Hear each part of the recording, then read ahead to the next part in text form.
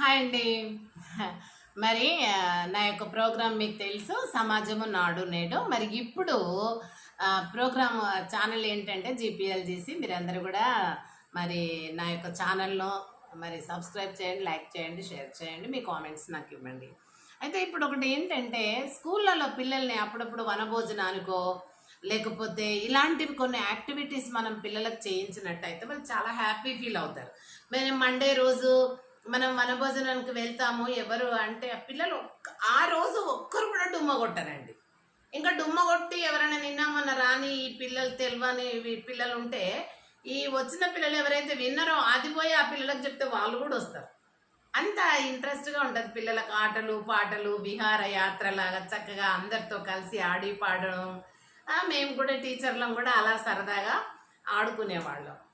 అదే ఉండేదన్నమాట. అదే పిల్లలకు ఇలాంటివి చేయటం వలన ఒక స్కూల్ నుండి ఇంకో స్కూల్కు పోటీలు పెట్టడము, కాంపిటీషన్స్, తర్వాత అదేవిధంగా గేమ్స్, పాటల పోటీలు, మరి ఆటల పోటీలు, మరి ఎస్సే రైటింగ్ కాంపిటీషన్స్, ఇలాంటివన్నీ కొన్ని మనము పాఠశాలలో జరిపించినట్టయితే పిల్లలు దుమ్మ కొట్టరండి. ఇక డ్రాప్ అవుట్స్ అనేది ఉండదు. మెయిన్ ఇప్పుడు నా యొక్క సమాజము నాడు నేడు అనే ప్రోగ్రాంలో ఇప్పుడు టైటిల్ ఏంటంటే డ్రాప్ అవుట్ చిల్డ్రన్స్ అనేది ఉండకుండా, అసలు డ్రాప్ అవుట్ అనేది ఉండకూడదు.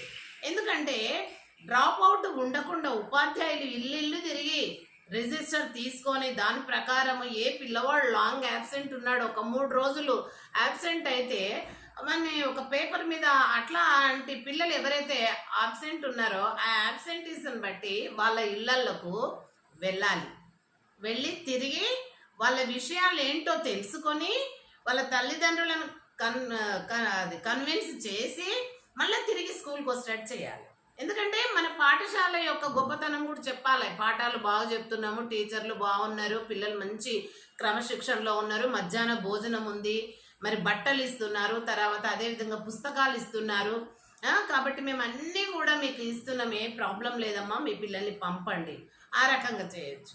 అదేవిధంగా మళ్ళీ ఇట్లా విహారయాత్రలకు, ఆటల పోటీలు వేరే స్కూల్స్తోని, పాటల పోటీలు వేరే స్కూల్స్తోని, మరి వనభోజనానికి వేరే ప్రాంతాలకు, పచ్చటి ప్రాంతాలలో చక్కగా ఇప్పుడు నేను సిద్ధులగుట్ట అని చెప్పాను. అక్కడైతే నిజంగా ఆ చెట్లు అంత మైదానంలో ఉండడం, అంత పెద్ద వెండికొండ మీద దేవుడు వెలసడము, మరి ఆ చుట్టూ కూడా జలజలమని ఆ నదులాగా మరి వాగు ప్రవహించటము, దాని చుట్టూ వరి పంటలు చక్కగా గ్రీనరీ అండి.